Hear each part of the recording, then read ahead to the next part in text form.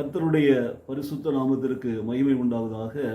எனக்கு பிரியமானவர்களே, கர்த்தராகிய இயேசு கிறிஸ்து நாமத்திலே நான் உங்களை வாழ்த்துகிறேன். சங்கீதம் 90 14ஆம் வசனத்தை நாம் இப்படியாக வாசிக்கிறோம். நாங்கள் எங்கள் வாழ்நாளெல்லாம் களி கூர்ந்து மகிழும்படி காலையிலே எங்களை உமது கிருபையாலே திருப்தியாக்கும். அதிகாலை வேளையில் ஆண்டவர் இயேசுவோடு நிகழ்ச்சியிலே கலந்து கொள்ள வந்திருக்கிற எனக்கு அருமையான சகோதரனே, சகோதரியே, சங்கீதக்காரனுடைய வார்த்தைகளை கவனியுங்கள். நாங்கள் எங்கள் வாழ்நாளெல்லாம் களி கூர்ந்து மகிழ வேண்டும். இன்றைக்கு மனுஷனுடைய வாழ்க்கையிலே நிந்தைகள், சஞ்சலங்கள், பாடுகள், உபத்திரவங்கள், கஷ்டங்கள், கவலைகள், வியாதிகள், வேதனைகள், இப்படிப்பட்ட காரியங்களுக்கு தான் நிறைந்திருக்கிறதை நாம் பார்க்கிறோம்.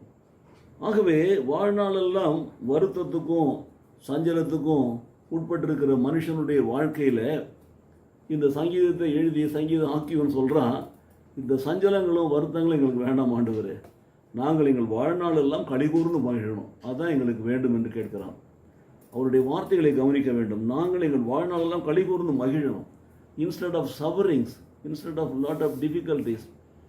அப்போது அவருடைய வார்த்தை நல்லா கவனிக்கிற பொழுது எங்களை மகிழும்படி செய்யும், எங்கள் வேதனையை எடுத்து போடும், எங்கள் கஷ்டங்களை எடுத்து போடும், எங்கள் பாடுகளை எடுத்து போடும், எங்கள் சஞ்சலங்களை எடுத்து போடும், வருத்தங்கள் எடுத்து போடும். மாறாக நாங்கள் மகிழ்ந்து களி கூறும்படி என்ன செய்ய வேண்டும் ஆண்டவரே? காலையில் எங்களை உமது கிருபையாலே திருப்தியாக்கும். ஒவ்வொரு நாளும் உம்முடைய கிருபை புதிதாக இருக்கிறது. அதிகாலை வேளையில் கண்டடிவான்னு சொன்ன ஆண்டவருடைய வார்த்தை எங்களுக்கு இருக்கிறது. காலை தோறும் தேவனுடைய கிருபை புதிதாக இருக்கிற வார்த்தை எங்களுக்கு இருக்கிறது. ஆகவே ஒவ்வொரு நாளும் அதிகாலை வேளையில் நாங்கள் உங்களை தேடுகிற பொழுது எங்களை எல்லாம் உங்களுடைய கிருபையினாலே நிரப்பி திருப்தியாக்கும். ரட்சிப்பின் சந்தோஷத்தை எங்களுக்கு தாரும். எங்கள் வாழ்க்கையில் இருக்கிற வேதனைகளை எடுத்து போட்டுட்டு எங்களுக்கு கிருபையாலே வரும் மீட்பின் ரட்சிப்பின் சந்தோஷத்தை எங்களுக்கு தாரும். மீட்கப்பட்ட பிள்ளைகளாய் கர்த்தரை தேடுகிற பொழுது காலையிலே புது கிருபையால் எங்களை நிரப்பும். உம்முடைய அபிஷேகத்தினாலே எங்களை நிரப்பும். நாள் முழுதும் அந்த வார்த்தையின் வல்லமையினாலே எங்களை வழி நடத்தும். நாங்கள் வாழ்நாளெல்லாம் களி கூர்ந்து மகிழும்படி ஒவ்வொரு நாளும் உடைய வேத வார்த்தைகள் மூலமாக எங்களோடு கூட நீர் பேசும்.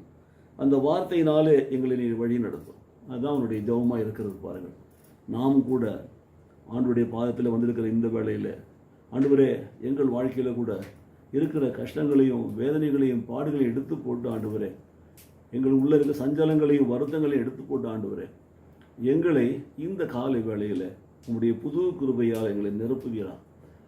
உம்முடைய கிருபையினாலே எங்களை திருப்தி ஆக்குவீரா. உம்முடைய பிரசன்னத்தினாலே எங்களை ஆண்டவரே நிரப்பி எங்களை வழி நடத்துவீரா.